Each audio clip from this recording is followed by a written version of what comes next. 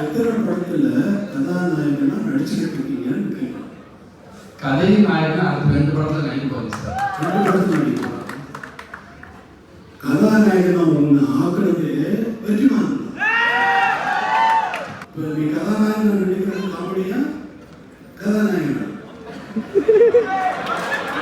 எல்லா படத்தினுடைய audio release மாதிரி இந்த படத்தினுடைய நாட்டில் சுபா உனக்கு பேர சொன்னோட நிறைய கைத்தட்டுவாங்கன்னு நான்